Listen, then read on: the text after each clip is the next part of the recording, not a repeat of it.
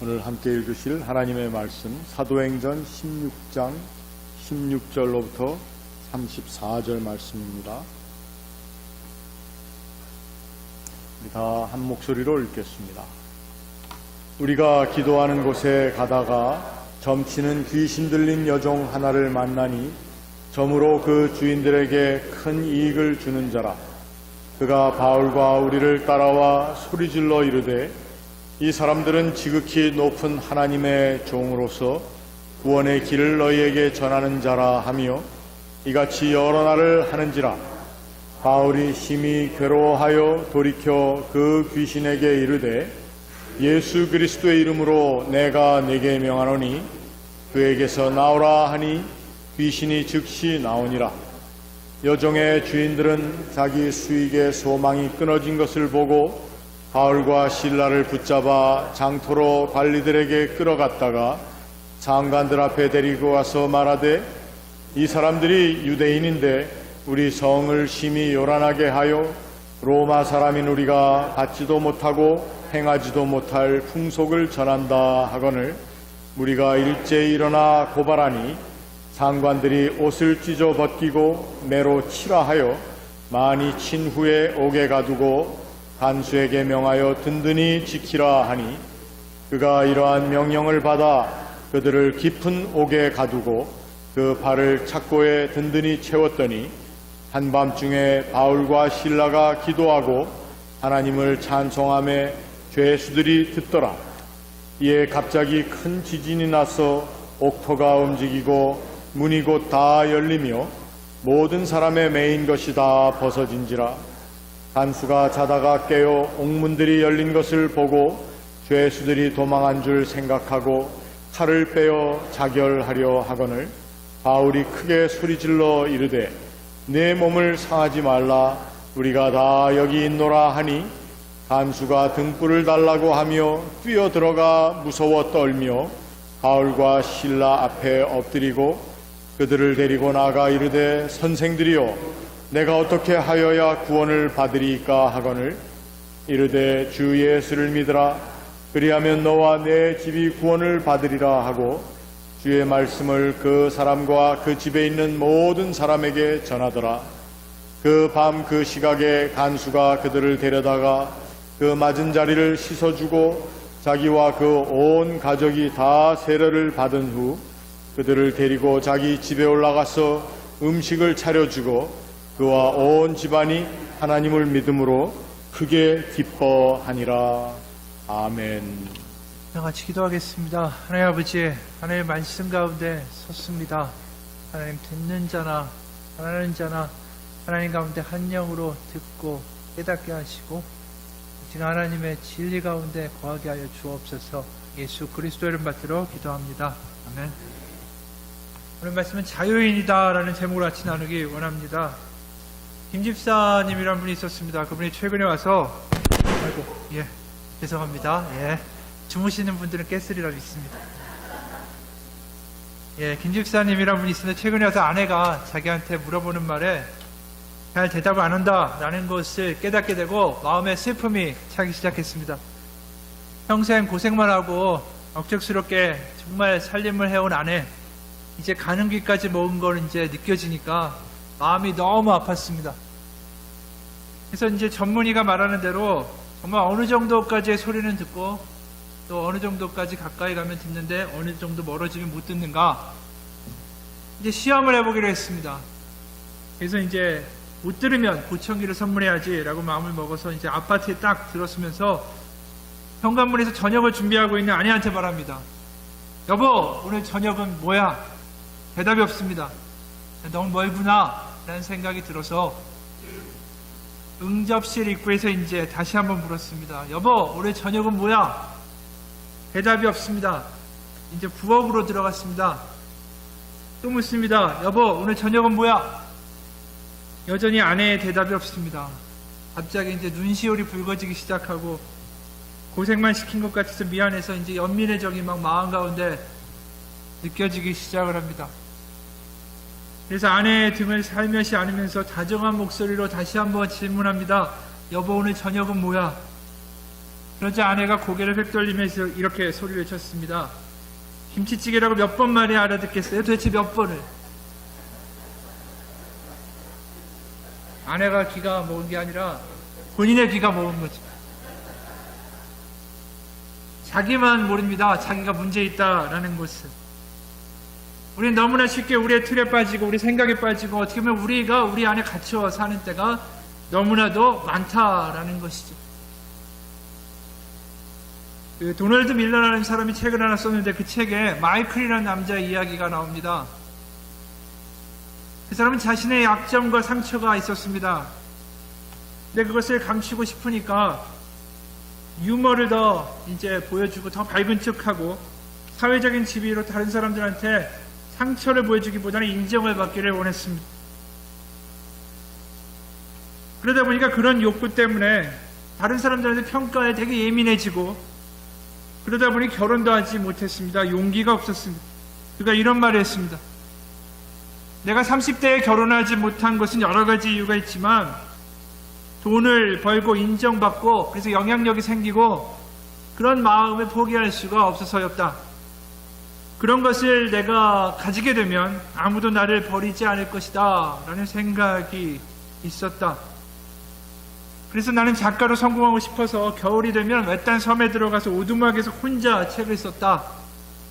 사람들에게 인정받고 사랑받기 위해서 사람들을 거꾸로 등지고 산 셈이다.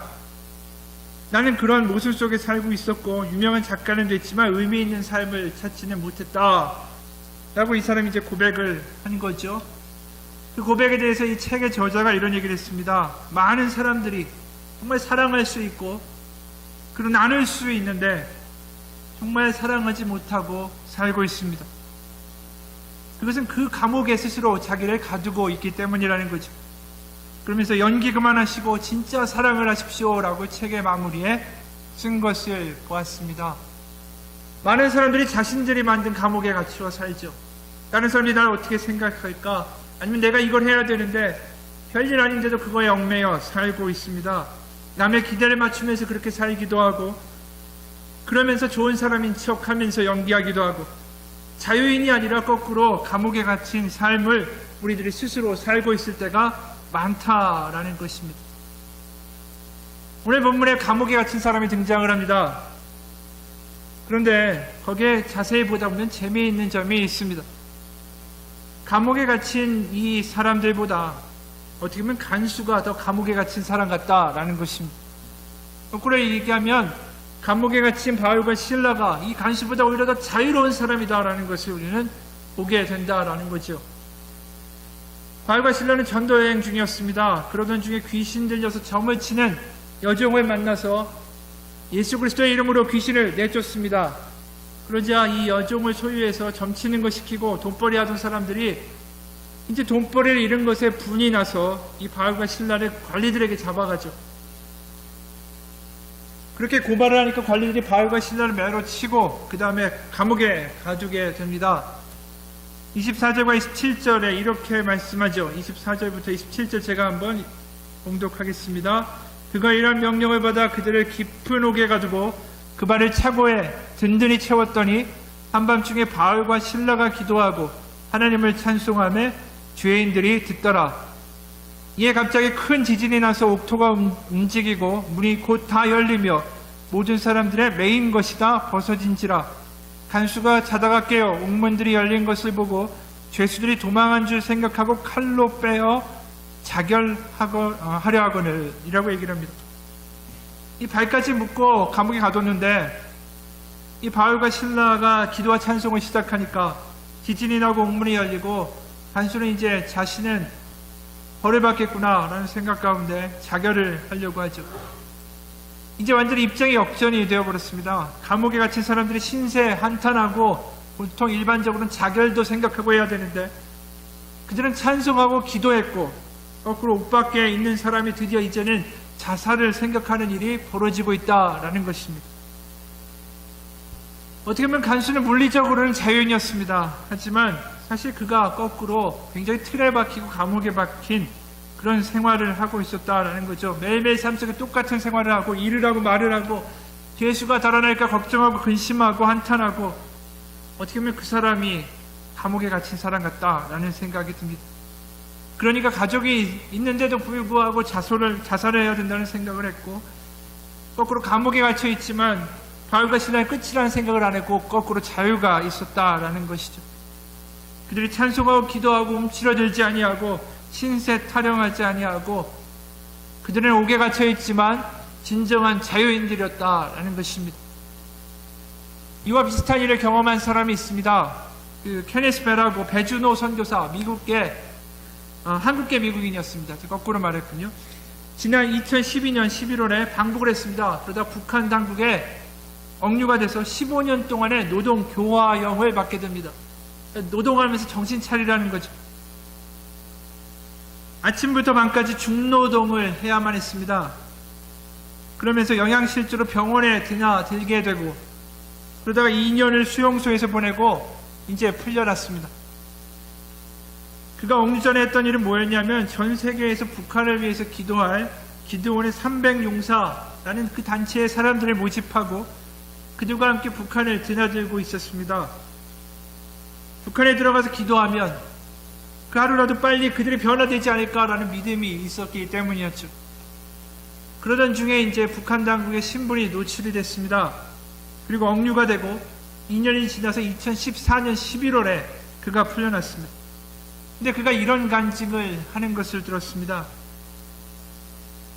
저는 집으로 돌아가게 해달라고 매일매일 기도했습니다. 하지만 1년이 넘도록 하나님은 제 기도를 들어주지 않으셨습니다. 그러면서 의문이 생겼습니다. 내가 이곳에 남길 원하시나? 그러고 나서 어머니의 편지를 받아들이게 됐습니다. 편지에는 다니엘의 믿음이 필요한 때 같다라고 적혀 있었습니다. 그건 결국 그리 아니하실지라도의 믿음이었습니다. 그래서 그는 이제 결심을 하죠. 그리고 기도합니다. 이제 제 뜻이 아닌 주님의 뜻대로 하십시오. 쓰임받기를 원합니다. 그 이후에 모든 게 달라지기 시작했습니다.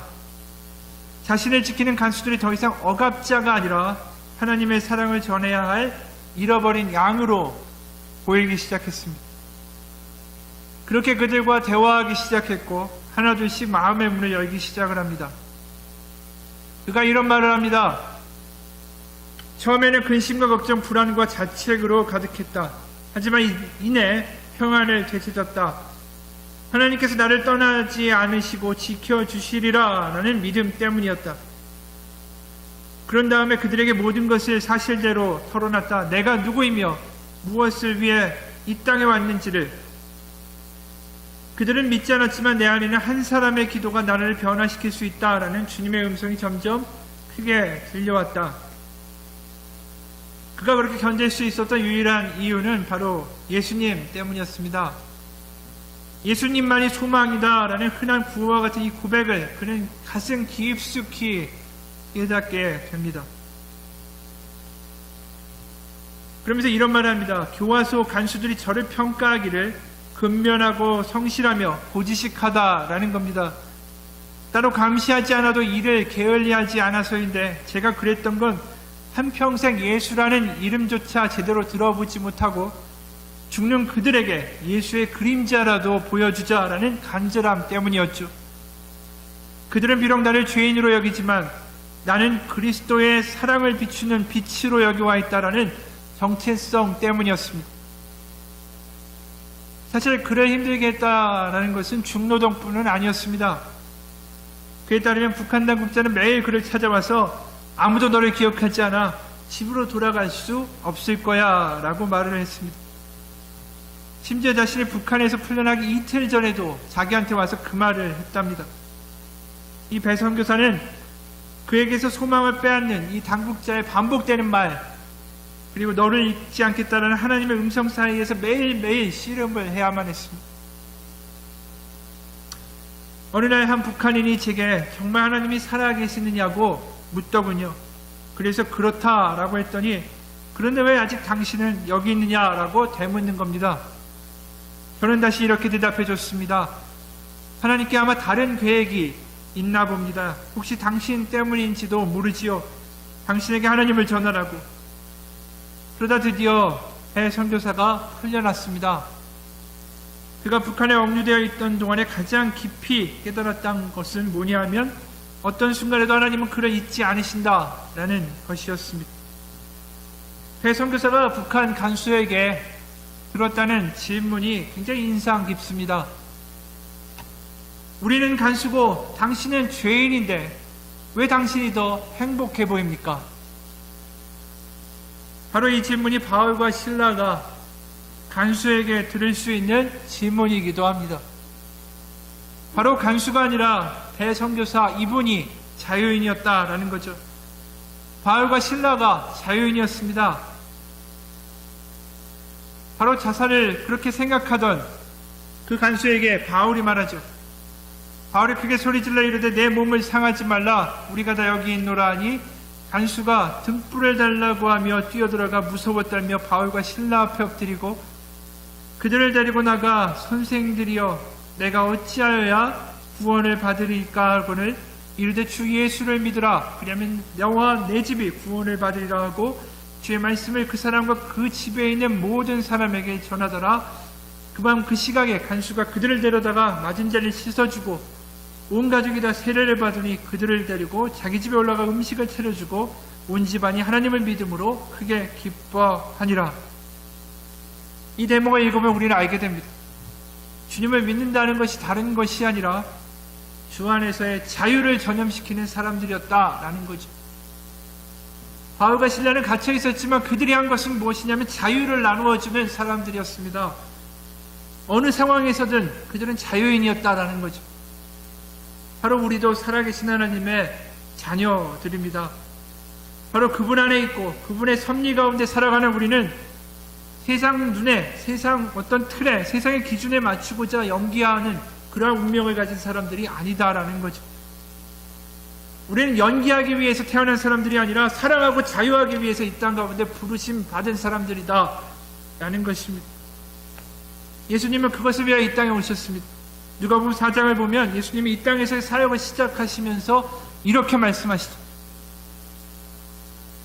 선지자 이사야의 글을 드리고는 책을 펴서 이렇게 기록된 데를 찾으시니 곧 주의 성령이 내게 임하셨으니 이는 가난한 자에게 복음을 전하게 하시려고 내게 기름을 부으시고 나를 보내사 포로된 자에게 자유를 눈먼 자에게 다시 보게 함을 전파하며 눌린 자를 자유롭게 하고 주의 은혜의 해를 전파하게 하려 하심이라 하였더라. 바로 주님이 오신 이유 이야기합니다. 자유하게 한다, 풀어준다, 놓아준다. 바로 이것이죠. 오늘 본문도 그러기 때문에 의미 있게 귀신에 잡혀있던 그 여종의 자유를 먼저 선언하게 되죠. 그리고 감옥에 있는 간수에게 자유를 선언합니다. 예수님은 그렇게 제자들은 또 가난한 자, 포로된 자, 눈먼 자, 눌린 자들을 자유케 하는 일을 하기 위하여 이 땅에 왔다라고 예수님 말씀하시죠. 그 자유가 바로 우리가 예수 그리스도를 영접할 때 주어지는 선물이고 능력이고 힘이고 권세라는 것입니다.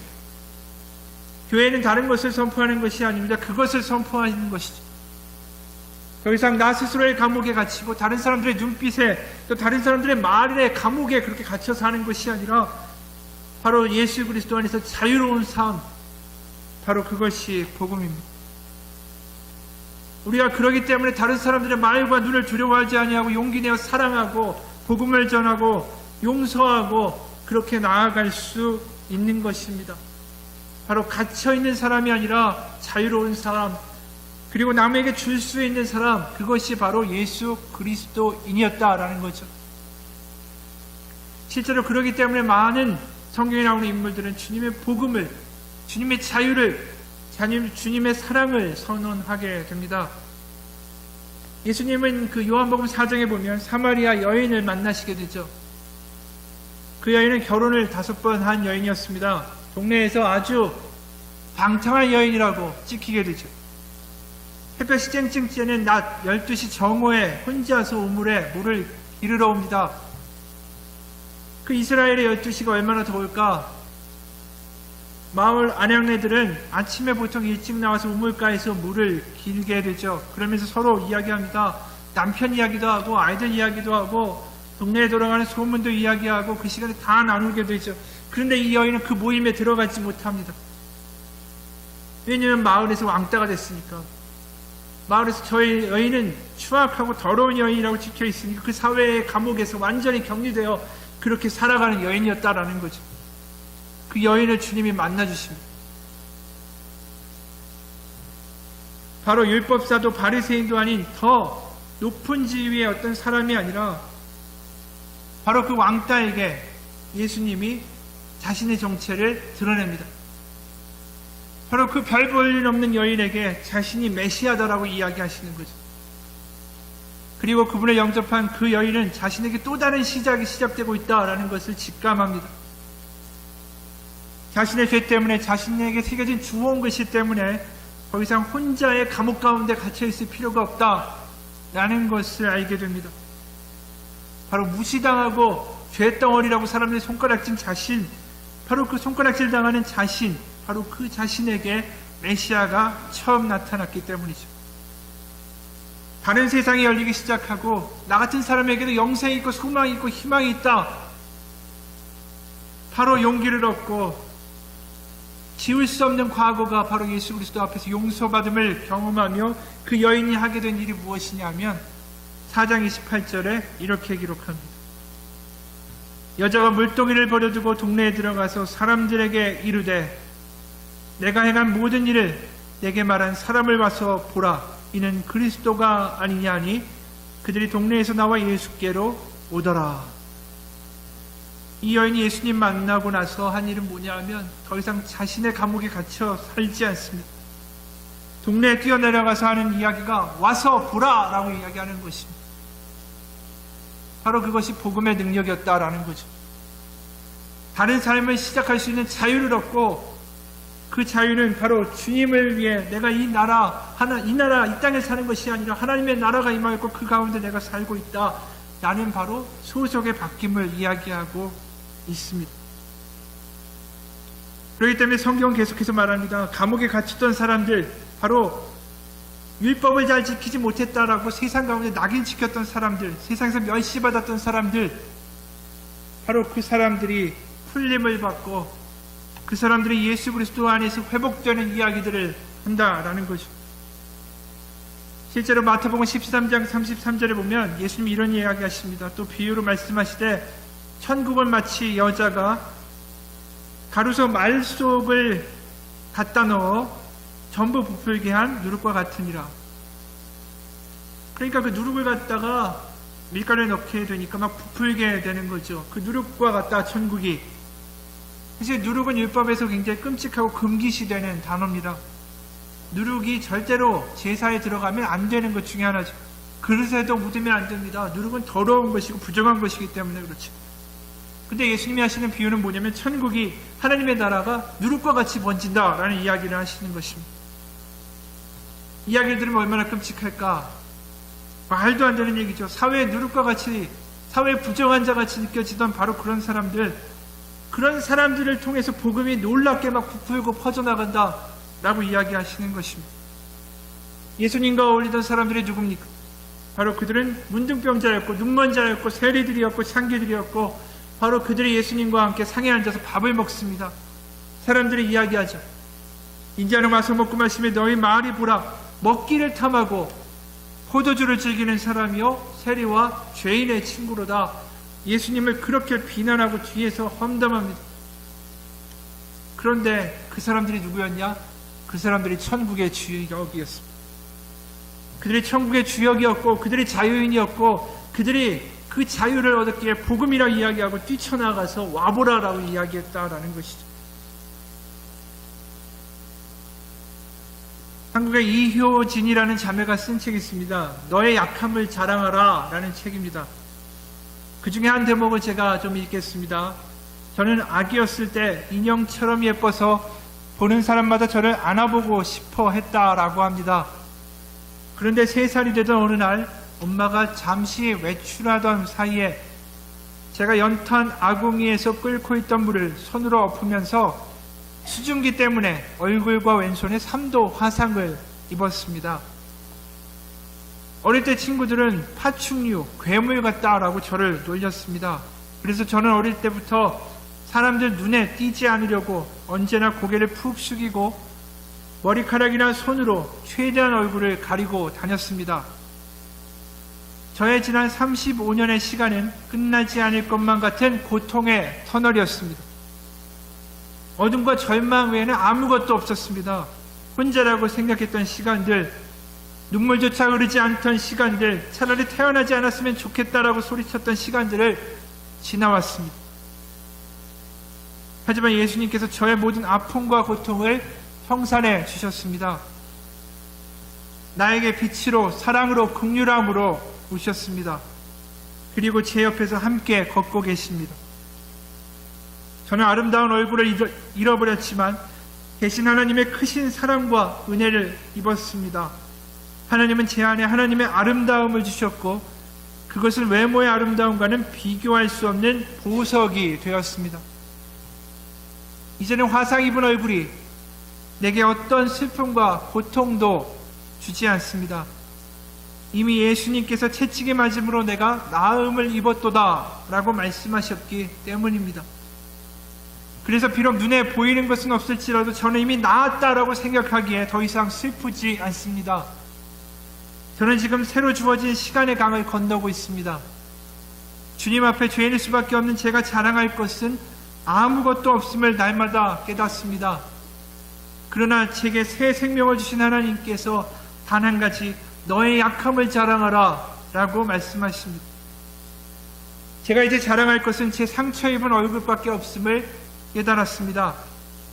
이 얼굴을 통해 사마리아와 땅끝까지 이르러 주님의 증인이 될 수 있다면 저에게 임한 고난은 결국 하나님께 쓰임받는 축복의 통로가 되는 것입니다. 제가 약할 때 하나님은 크신 사랑으로 오셨습니다. 더 이상 이 세상에서 부러울 것도 없고 부끄러울 것도 없습니다. 제 안에 오신 예수 그리스도, 그분이 저와 함께 하시기 때문입니다. 그분의 무한한 사랑을 받기에 너무나 부족한 제가 할 수 있는 고백은 이것뿐입니다. 사랑합니다 예수님, 당신 한 분만으로 나는 족합니다. 이 글을 읽으면서 정말 낙담하고 낙심하고 지쳐서 아무것도 할 수 없다라는 말을 이 여인 앞에서 할 수 있을까? 거꾸로 부족한 것이 많고 못난 나이길래 오히려 하나님이 더 나를 찾고 나를 쓰시고자 하지 않을까 라는 생각이 들었습니다.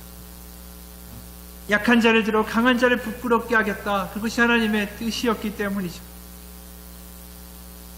바로 35년의 감옥에 갇혀있던 이 여인이 그 감옥을 뛰어나오면서 한 이야기가 전 예수님 때문에 자유입니다 라고 이야기하는 것이죠.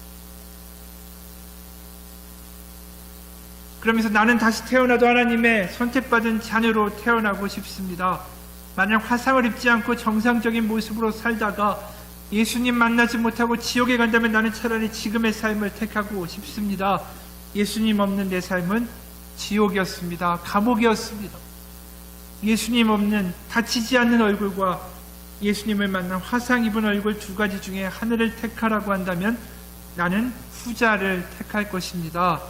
이게 마지막으로 쓰여진 이 여인의 간증이었습니다. 35년을 세상의 감옥에서 살던 이 여인이, 어둠과 절망 가운데 살던 이 여인이 주님을 만나고 예수님께서 저의 아픔과 고통을 청산해 주셨습니다. 나에게 빛으로 긍휼함으로 나에게 오셨습니다. 그리고 제 곁에 예수님이 걷고 계십니다. 그런 이야기를 하는 순간 인연은, 바로 이 여인은 세상의 감옥이 가둘 수 없는 자유인이라는 것입니다. 바로 바울과 실라가 경험하는 자유, 옥에 갇힌 자 같지만 정말 자유로운 사람들, 감옥 가운데 찬양과 기도를 하는 사람들, 자유를 전염시키는 사람들, 바로 그것이 바울과 실라의 모습이고 이 여인의 모습이고 그것이 우리의 모습이어야 한다라는 것이죠. 교회는 바로 그런 자유를 선포하는 곳입니다. 그러기에 고린도후서에서 사도 바울은 이런 이야기를 하죠. 운명한 자 같으나 유명한 자요, 죽은 자 같으나 보라, 우리가 살아있고 징계를 받는 자 같으나 죽임을 당하지 아니하고 근심하는 자 같으나 항상 기뻐하고 가난한 자 같으나 많은 사람을 부유하게 하고 아무것도 없는 자 같으나 모든 것을 가진 자로다. 이것이 교회의 능력이고 복음이 주는 자유라는 것이죠. 그 마태복음 10장을 보게 되면 12제자를 예수님이 보내십니다. 그러면서 하나님의 나라가 가까이 왔다, 임하였다, 이것을 전하라고 제자들을 보내시죠. 거기에 보면 이런 대목이 있습니다. 제가 좀 읽겠습니다. 예수께서 이 12를 내보내시며 명하여 이르시되 이방인의 길로도 가지 말고 사마리아인의 고을에도 들어가지 말고 오히려 이스라엘 집에 잃어버린 양에게로 가라. 가면서 전파하여 말하되 천국이 가까이 왔다 하고 병든 자를 고치며 죽은 자를 살리며 나병한 자를 깨끗하게 하며 귀신을 쫓아내되 너희가 거저 받았으니 거저 주라. 너희 전대에 금이나 은이나 동을 가지지 말고 여행을 위하여 배낭이나 두벌옷이나 신이나 지팡이를 가지지 말라. 이는 일꾼이 자기의 먹을 것을 받는 것이 마땅함이라. 어떤 성이나 마을에 들어가든지 그 중에 합당한 자를 찾아내어 너희가 떠나기까지 거기서 머물라. 또 그 집에 들어가면서 평안하기를 빌라. 그 집이 이에 합당하면 너희 빈 평안이 거기 임할 것이요 만일 합당하지 않으면 그 평안이 너희에게 돌아올 것이니라. 그냥 12제자를 보내셨구나 라고 생각할 수 있습니다. 하지만 이 12명이 세상에 나아가서 복음을 전하고 하나님의 나라를 이야기하고 자유를 선언할 때 과연 사람들은 어떻게 받아들였을까? 사실 제자들이 하나님의 나라가 임하였다라고 하지만 사람들이 보기에 전혀 그렇지 않았습니다.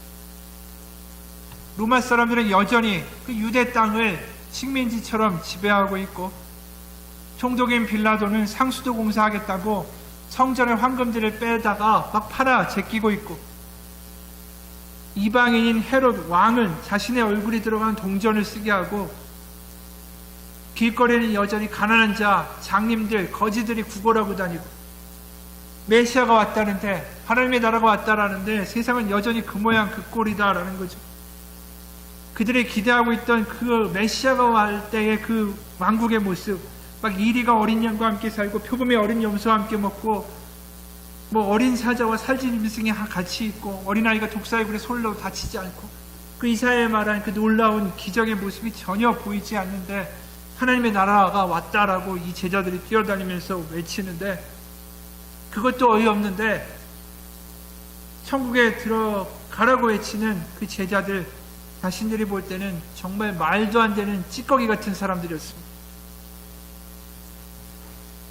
천국이 가까이 왔다라고 외치는 사람이 로마인들에 비부터 세금이나 어떤 세리였고, 율법은 하나도 모를 것 같은 어부들이었고, 자신들이 볼 때는 별 볼 일 없는 아무것도 아닌 사람들, 죄인들이고 천한 사람들이 하나님의 나라가 왔다라고 외치며 뛰어다니는 것, 사람들이 싫어하고 받아들이지도 않습니다. 그런데도 하나님의 나라가, 하나님의 자유가 세상의 눈에는 별 볼 일 없는 사람들에 의하여 선포되고 있다라는 것입니다. 세상의 기준으로 보면 격리되고 감옥에 갇힌 것 같은 멸시받는 사람들에게서 자유가 터져나오고 있다라는 거죠. 전혀 자유가 없을 것 같은 사람들에게서 자유가 터져나오는 것, 그것이 바로 복음이고 그것이 교회라는 거죠. 그것이 교회의 생명이고 능력이라는 것입니다. 그러기에 그들이 세상에 나아가 천국이 가까이 왔다라고 하고 병든 자 고치고 죽은 자 살리고 그런 일들을 했다라는 것이죠. 그러면서 천국 선포하고 그 집에 머물면서 평안할지어다 라고 평안을 빌었던 것입니다. 이러한 모습이 바로 예수님이 십자가에 죽으시고 부활하신 이후에 초대교회 교인들에게서 드러난 모습입니다. 로마 시대 초대교회 기독교인들은 로마의 박해 속에서 정말 복음을 어떻게 전할까? 결국 그들은 대놓고 복음 전할 수 없었죠. 그들은 지위 고하를 막론하고 천하든 고결하든 그거와 상관없이 같이 식사하고 그들과 같이 베풀고 그들과 같이 살아내고 섬기는 모습을 보여줬습니다. 그 모습 때문에 사람들이 당황하기 시작했죠. 저 사람들 어떻게 저럴 수가 있는가? 바로 자유한 모습을 보여줬습니다. 바로 그들은 자유를 감염시키고 세상을 놀라게 했습니다. 그걸 본 사람들이 어떻게 저 사람들은 저렇게 살 수 있지? 그리고 왜 그렇게 살 수 있습니까? 라고 물으면 그들은 예수님 때문이다 라고 한마디 했습니다. 바로 교회의 본질은 거기에 있습니다.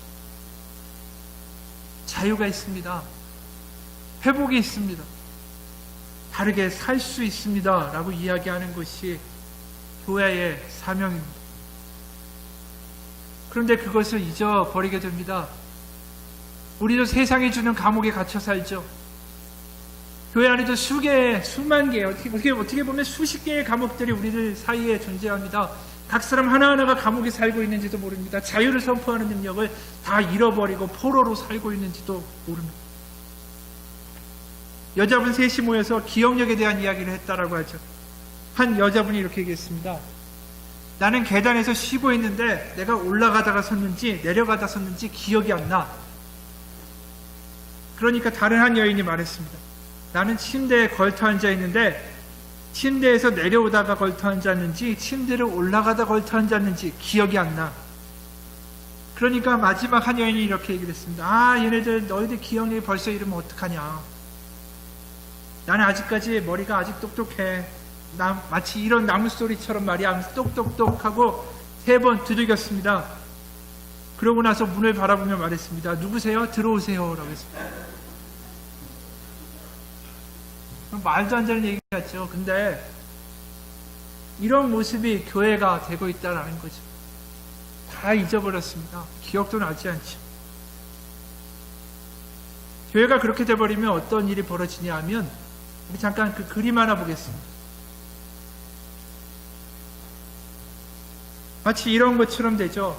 교회가 배를 만들고 구원을 위하여 항해해야 되는데 각자 혼자 배 만들다가 시간을 다 보내다가 결국 그 배는 가라앉게 되고 만다라는 것입니다.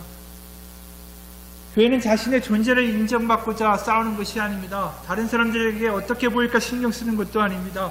스스로의 감옥을 만들어가는 것도 교회의 할 일이 아니라는 것이죠. 자신의 복을 빌고 자신의 생각을 고집하는 것이 아니라 같이 손과 발을 하나가 되어 커다란 배를 만들고 구원 가운데 사람들을 불러 태우는 것입니다. 하나가 되고 자유를 선언하고 세상에 나아가 와보십시오라고 이야기할 수 있는 그러한 것이 교회여야 한다라는 것입니다. 교회는 그렇게 세상에 나가 포로되고 묶여있고 눌린 사람들에게 자유를 선포합니다. 쓰러진 자를 다시 세워주고 회복을 이야기합니다. 그러기에 우리의 시각이 그저 나에게만 묶여있고 나의 감옥을 지키는 데만 신경 쓰고 그리고 조그만 교회 가운데에 우리의 모든 것들을 묶어놓는 것이 아니라 이 세상 가운데 벅찬 가슴으로 터져나오는 선포를 해야 하는 것이죠. 다른 세상이 있습니다. 하나님의 나라가 있습니다.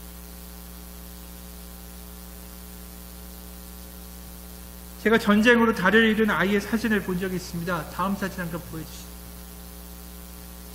다리가 잘려 있는데 그 다리 아래에 분필로 자신의 다리를 그리고 있습니다. 우리가 해야 될 일이 뭘까요? 세상 가운데 저렇게 무너진 사람들을 세워줘야 됩니다. 저러는 사람들에게 다리가 되어주고 손이 되어주고 발이 되어주고 하나님의 나라가 있고 이 세상의 끝이 아니고 우리 가운데 분명한 자유가 있다. 우리가 보는 것이 다가 아니다라는 것을 분명하게 알려주어야 할 자유인의 사명이 있다라는 것이죠. 우리는 세상에 나아가 외쳐야 됩니다. 나아가서 축복해야 합니다. 그리고 이야기해야 됩니다. 하나님의 나라가 있습니다. 그 안에 진정한 자유가 있습니다. 주님이 반드시 회복시키시고 세워주시고 그 다음에 우리 가운데 놀라운 역사를 행하실 것입니다. 라고 이야기할 수 있는 우리들 되기 예수님의 이름으로 축원합니다. 같이 기도하겠습니다. 하나님 아버지, 우리는 습관적으로 살아가는 믿음 가운데 빠지지 않기 원합니다. 예수 그리스도의 복음이 얼마나 놀라운 자유의 선언인지 정말 못나고 별 볼 일 없고 힘들고 지치고 내 주제에 무엇을 하나라고 생각했던 사람들 가운데에 놀라운 자유가 터져나왔습니다.